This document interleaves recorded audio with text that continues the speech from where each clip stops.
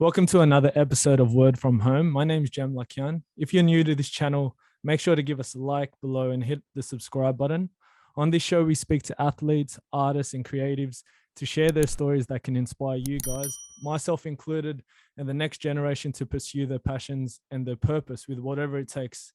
And for those unsure of what that is right now, maybe this episode could spark that something for you to just start somewhere or to just keep going.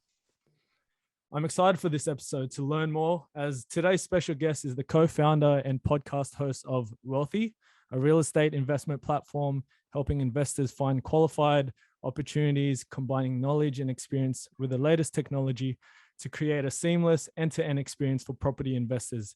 Domenic Nesci, welcome. Hey, mate, it's good to jump on the show. It sounds like explaining our business is a mouthful, but the way I think about it is just making real estate investing easy as possible. I try to complicate it. I wanted to make it sound extravagant for you. Thank you. I appreciate it. Well, Dom, it's nice to meet you. Thank you for taking your time. First and foremost, how are you and your family doing during lockdown? Jem, we're good. There are so many things that you could complain about. There are certainly a lot of difficulties, but I find that there's so much more to be grateful for. So I'm happy, family's well. There's lots of, we've got a fulfilling work ahead of us, getting a little bit of training done. I'm doing all the simple things well. So I'm happy. Things are good. Absolutely. I think during these times when we've had a bit of a reset or just settled down a little bit, we're able to do all the things that we weren't able to do when we're in that 9 to 5, go. But it's been good as well on my end. Tell us a little bit about yourself. Where'd you grow up? I grew up in I suppose you could say inner west, sort of Bellwood, Strathfield, Lewisham, that kind of area. Moved around a lot, from there. I've lived, North Sydney. I've lived, in places like Bankstown, Greenacre. I've lived west. I've lived in Penrith. I've kind of been all over Sydney. And I spent some time, I lived in New York for a while. I've lived in London, but primarily Sydney. And right now I'm in Lake Macquarie. Beautiful. I do want to talk about you moving around a lot. Maybe one day I'd love to move just like you, go to different cities, different countries. So I do want to know more about that. Before all of that, how did you get the idea to create and start Wealthi? So starting Wealthi for me, I didn't do it by myself. I did it with my business partner, Peter Esho, and he's a mastermind and he's very, very good at what he does. The reason why we started Wealthi is the two of us fundamentally believe that people weren't treating real estate with the same respect that there were other investments like stocks and shares and managed funds. And, when you go and invest in any of these other spaces, there are sources of truth that you can rely upon. With real estate, it's a largely unregulated market. You either go to a real estate agent, which only knows their area, or, you go to a project marketer who's trying to sell you something. And maybe you might employ a buyer's advocate. But we wanted to be that source of truth, a place that you could trust, and somewhere that you could come and talk to us about real estate in an intelligent way, and we could guide you. And we wanted to do it in a scalable manner so that we can reach the widest audience. Now, he used to be a stock analyst. I was a financial planner. I've worked in property development, and I've been in real estate for more than a decade. So we just came together and said, how can we make real estate investing easy? And then we've just been working away at doing that. It's been fun for you guys? Heaps and heaps of fun. The thing about starting a business is it's really difficult and it turns you inside out in many ways. But it's hella fun if that's what you want to do, right? Yeah.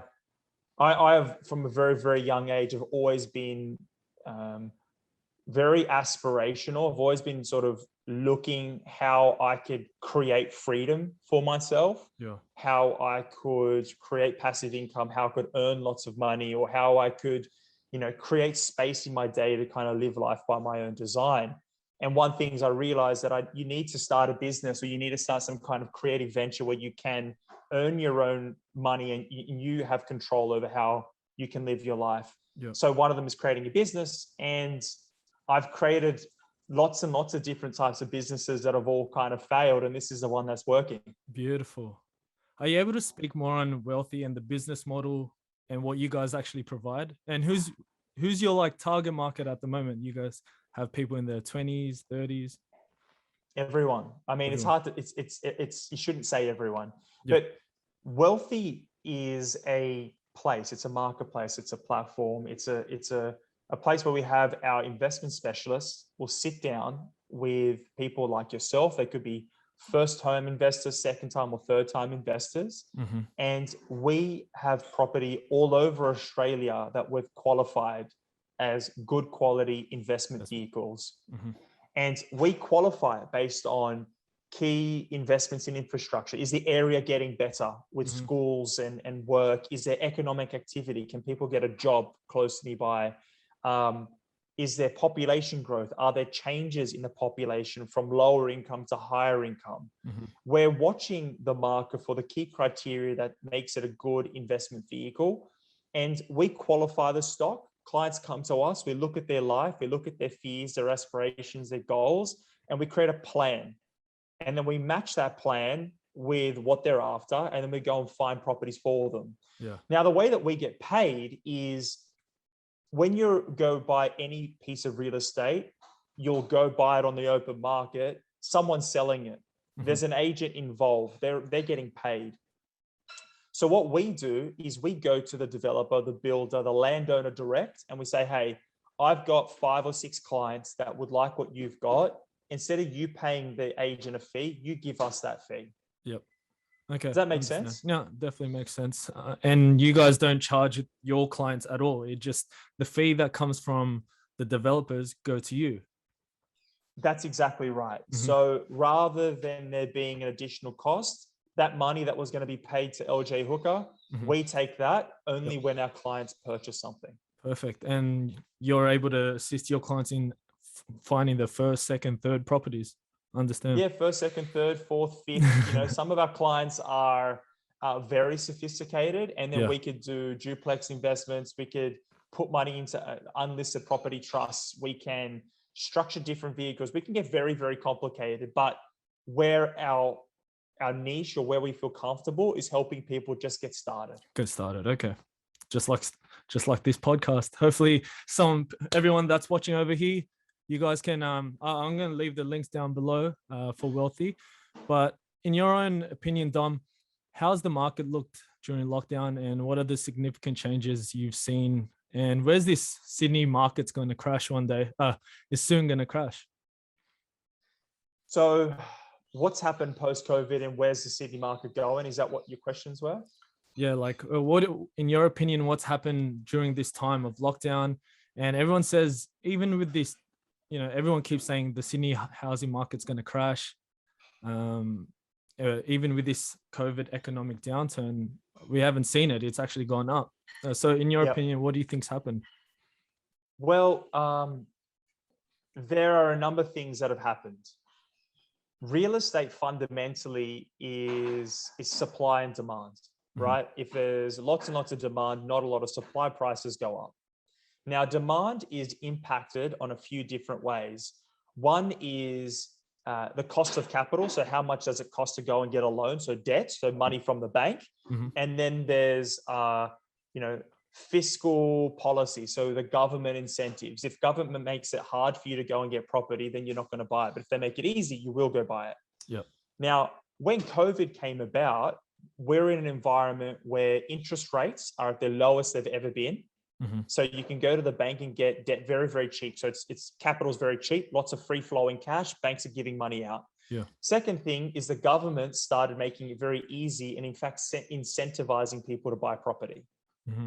So they were saying, encouraging first home buyers to go buy property. They were encouraging, investors to get out there by reducing stamp duty, all this kind of stuff. So you had an environment where debt's cheap and the government's incentivizing you to go buy. So what you saw is a wave of purchases enter the market.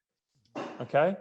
Then what happened following that? Once this first wave of owner occupiers first home buyers came into the market, we saw a stimulation in activity and we saw some increases in the property market. Now, those increases, 5, 10, 15, 20%, the existing owners that are out there saw this as a windfall. So their property's gone up, say 100 or 200K.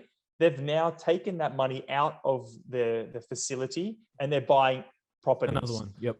Yeah, they're buying another one. So what we saw is ABS puts out data and they show the types of loans that people get.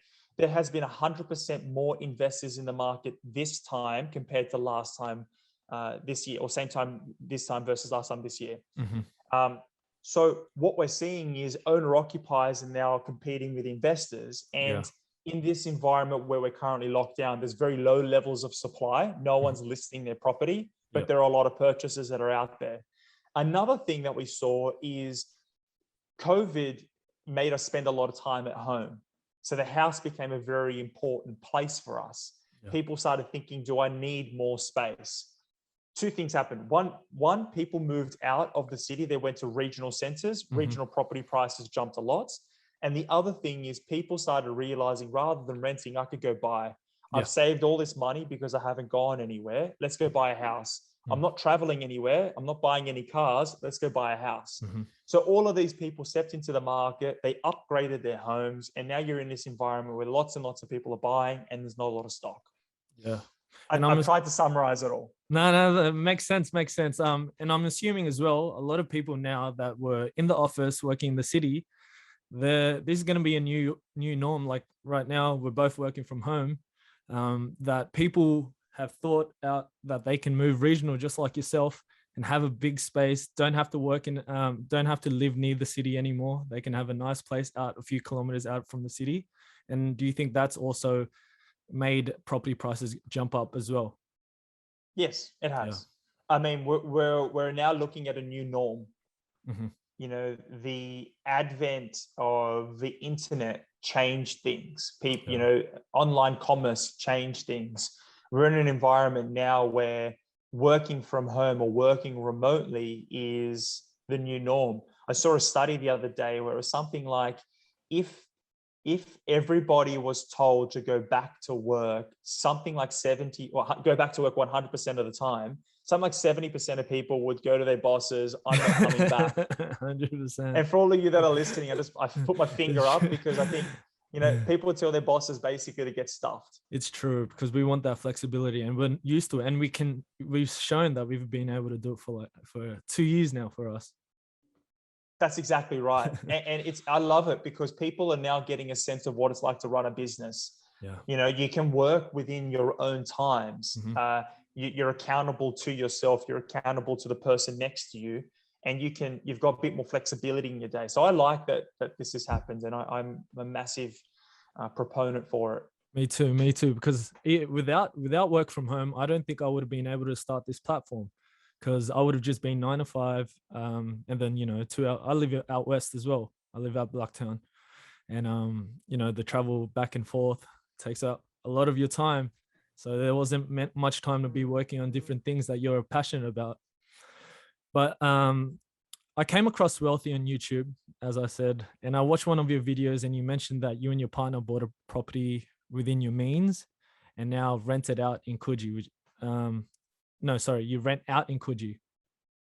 Was that right? Yeah, you're right. So that's Rentvesting. What I do is, and I encourage different people to do that as well. I've got a portfolio of assets now, and what I've chosen to do, and I tell clients about this all the time, is rent where you want to live. Okay, rent in an area where you feel happy, you get a quality lifestyle, and then invest in an area that you can afford and where you're going to make money. Treat property like an investment, because it is such a strong investment tool, because there's a few things you get with real estate. You get leverage. So if I get $100,000, I can go get a $400,000 loan, which means I can buy a $500,000 asset. Now that $500,000 asset, if it grows by 10%, I've made 50K. That $100,000, if I invest it all into the stock market, and it grows by 10%, I've made 10K. That's one thing. So leverage is really important. The second thing is you get an income. Now, the income you derive from property, it can be enough to cover all the expenses. It can lower your marginal tax rate, and it can put money into your pocket. So you've got the double advantage of earning an income and getting growth in that asset. So I really encourage people to invest in good quality real estate, but don't do it in a way that comes at a cost. When you buy your own home, it's not tax deductible. You won't be able to buy what you really want because you can't afford it. Yeah. So go rent what you want and go invest where you can afford. Yeah, I understand that. And how possible is it to make that a reality? Because me and my partner, we have plans. We'd like to go. She's just purchased the property out west, and I've got one as well. But we want to be able to maybe one day live in Coogee or somewhere out in the beach. How possible is that to happen? Easy. Do it today. Yeah. What's stopping you? The question is, what's stopping you? It's only you. Yeah, I think that as well. I mean, it's as simple as making the decision. If you're courageous enough to go and chase the things that you want, you'll find a way through it. For sure. Now, if you've got the money, if you've got the savings, if you've got the capacity, it's as simple as making the decision to go and invest. Yeah. And then simply pack up your shit and move. For sure. I think once the building is completed, we are going to live in it first. And then after a few months or a year or so, that we are going to look into where we want to live. That's perfect. And it sounds like you've done that. This is strategic for you. Yeah. You may have used the first home buyer's grant. It sounds like you bought something new off the plan. So you're going to get your government incentives. You have to follow the law so that you can go and do it all properly. And then once that's done, you can move on. Yeah. To some people these days that, especially here in Sydney, they have this thought in their minds that it seems impossible to purchase a property here in Sydney. What's your advice to someone that's single or maybe even a dual income and they're currently renting? What should they do to buy a property in Sydney? Get over yourself. Get over what you think you need to do, right? We've all got these ideas of what we think, the way that we think we have to behave. So get behind the why. What is it that success looks like to you? So for instance, this person that just wants to buy Sydney because they want to buy Sydney, what is it? Is it that you want a good investment, or is it that you want to buy a home, or that you want to live in an area? That's going back to what we're talking about. If it's that you want to live in an area, you can go rent there. And if it's that you want to buy an investment, then it doesn't have to be Sydney. It can be Sydney, but it doesn't have to be Sydney. It's about getting a good quality investment.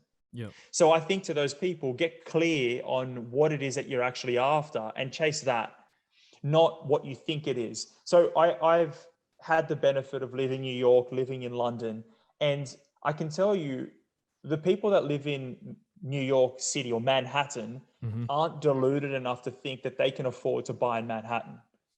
They buy in Connecticut, they buy in areas that they can afford. Yeah. Same thing with London. The people that are living in London aren't saying, hey, I'm pissed off because I can't go and buy in Chelsea. Well, Chelsea's fucking expensive. Get over it. You know what I mean? Everyone wants to live in Chelsea. It's the reason why it's so expensive. They have to go buy in Newcastle. They've got to buy south. They've got to buy east. They've got to buy within your means. Yeah. So I think it's about being realistic as well. Yeah. And you guys specialize in not only in Sydney, but all of the Australian market. Yeah. Exactly right. Sydney, Brisbane, Melbourne, Canberra. We operate in nearly all the states. We pick the markets that we think are best. So for instance, you've just said it there. Melbourne is like 40% cheaper than Sydney. You can get in some really, really good areas that it reminds me of being in Sydney almost 10 years ago. You can buy some. So some of my team, nearly all my team nearly all of them invest in the stuff that we buy. Some of them still saving up, whatever. One of the girls bought in North Fitzroy, which is, to anyone that knows North Fitzroy, it's one of the best areas in Melbourne. Like it's the equivalent of like a Darlinghurst or a Surrey Hills or something like that. They were able to buy a really good quality unit for like 650,000. Wow. You know what I mean? City. Like, yeah. It's right. It's in the city. You're in a really nice area. All the cafes, bars, the restaurants there. It'd be like a million investment. More. It'll be more. More, It'll be yeah. like 1.5 million, you know? Yeah. And yeah, so you do recommend people from Sydney that watch, or yeah, that think that they can't afford here in Sydney, to actually buy one in Brisbane or the Gold Coast or in Melbourne and then rent out here? Yeah. Buy where you can afford, rent where you want to live. You know, I wouldn't say just go do it willy-nilly. There's a lot of ways that you can make mistakes in property. It's full of, it's an investment, right? It's not guaranteed. Yep. One of my old mentors said to me, property investment's really easy. You just got to not fuck it up. Mm-hmm. And what he means, it's as simple as that. There's a lot of ways you can go right, but you've just got to not do some wrong things. Yeah. So, you know, reach out to a team like us and we'll help. For sure. That's what I was about to say. So you don't fuck up, reach out to the guys at Wealthi. Yeah. Or when things fuck up, you've got a team of professionals to help, because not everything goes according to plan. Yeah. Build times stretch out. You know, maybe your cash flow, you got to make sure your cash flow is tweaked right, or your finances are structured in the right way. You got to pick the right property. There's 100 different moving parts. Yeah. And of those 100 moving parts, there's always something that's going to break or something that's not going to go quite right. Yeah. You know, the best part of making a plan is that you've structured the plan out. Doesn't mean everything's going to go according to plan. Mm-hmm. So you got to create the contingencies for it. Absolutely. What do you personally think is going to happen to the Australian property market when lockdown's over and we open our borders back to the world?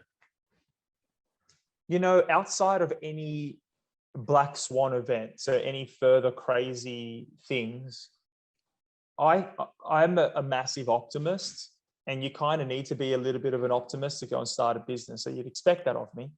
But I think that we're going to see a boom. I think we're going to see a lot of positive movement. I think that people overseas are going to look at Australia and say that it was really well run country. It's a stable political system. They care about the area, clean air, good food, great education, good healthcare system. You know, we've missed out on nearly 300,000 migrants over the past 2 years. Mm-hmm. So there's going to be an influx of migration. We're going to see a huge amount of tourism. We're going to see a huge amount of students come into the market. All of these people will want Australian soil for one reason or another, and that demand will then be reflected in property prices, I think. So if you're strategic, I've given a lot away there. There's different types of investments which will benefit more so than others based on the people that are going to come into the country.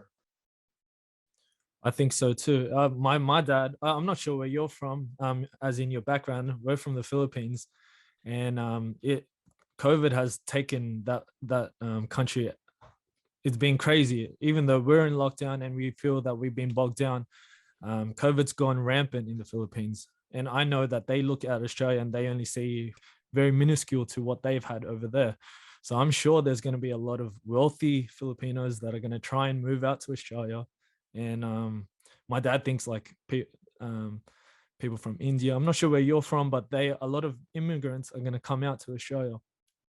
Yeah, that's exactly right. And I'm from my mum and dad are from Italy. Italy, yep. Yeah, and I talk about migration because they migrated here, and our system, you need to either be highly educated or have money to get into Australia. Yeah, same here. It's not easy. It's not easy. So the people that are coming in are either highly qualified or they've got dough, they've got cash behind them. And you're right. There are many, many people out there that look at this country and say, I want a piece of that.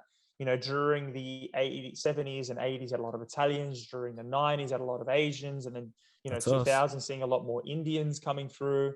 So these different ethnic groups come into Australia at different times, and they all have different demands of what they want. They go towards different community groups. And an intelligent investor can pay attention to that and say, where are they going to go? What type of real estate do they want? And perhaps I can buy that piece that they're after. Yeah. What's the plan after lockdown and for yourself, and with Wealthi after everything's opened up again? We're going to continue doing business as per usual. We're having a great time. Yeah, You that's know, good. lots and lots of people working with us. Our team's all working remotely.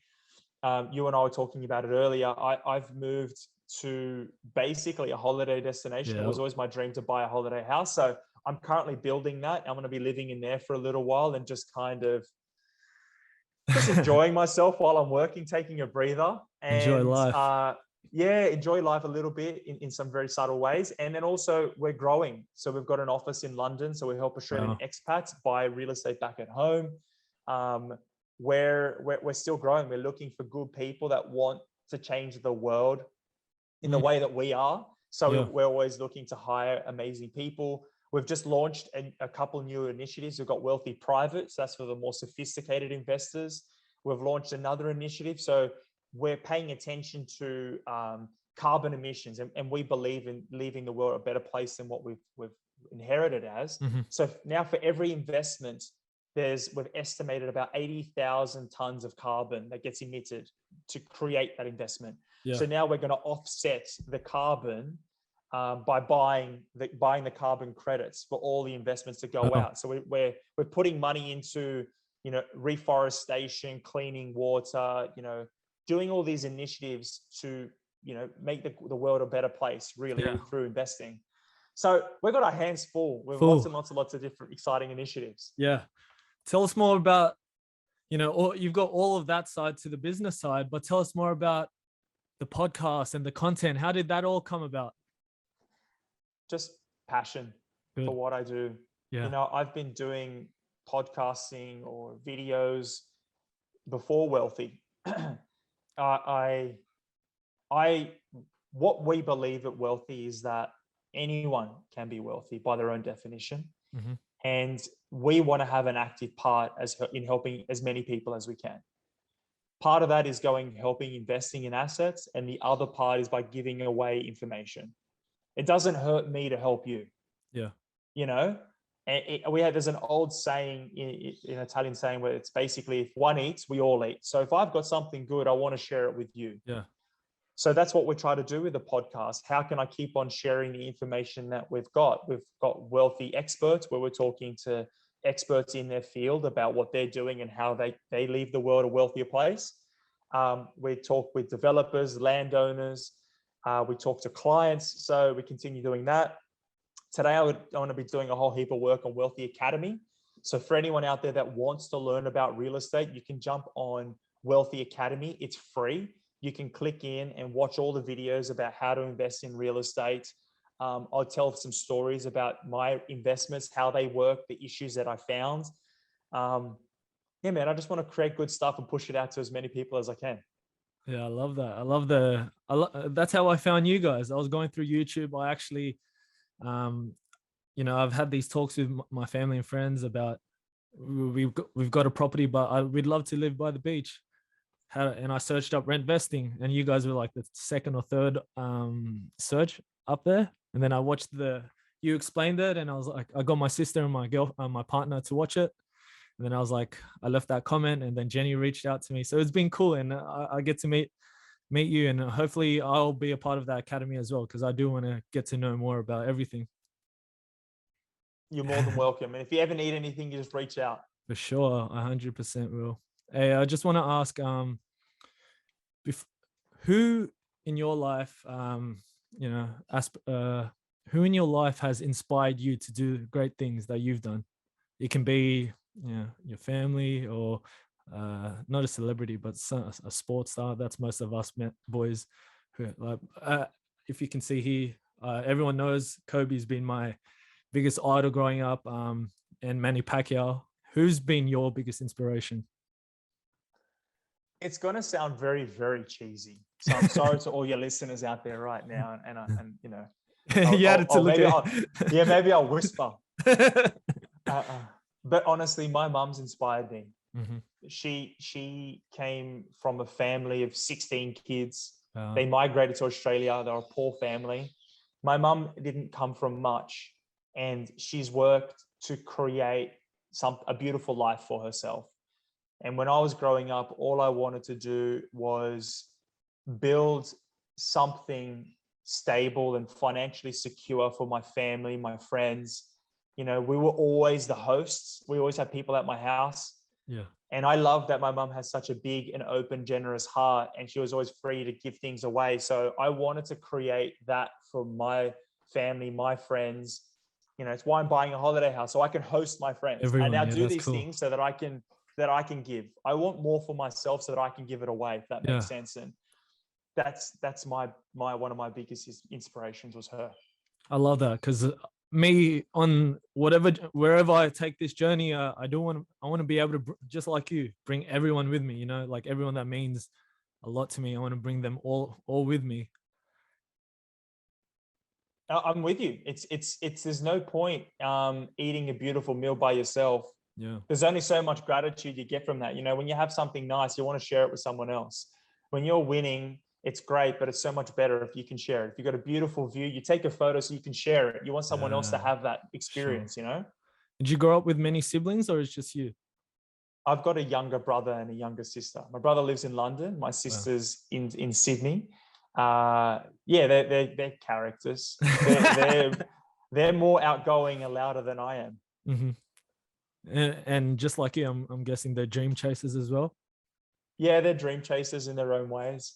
We're all chasing a dream in one way or another. For sure. Some are pig-headed and audacious enough to ask for more than they think is possible, and other people, their dreams are, simpler things. So I like to think of it this way, that you probably be the same, that my parents came from the Philippines in the 80s, late 80s, and your mum came as well, 60s, 70s, something like that. But in the early 70s, early 70s, yeah. We were born here, me and you, so we're basically Australian with foreign parents.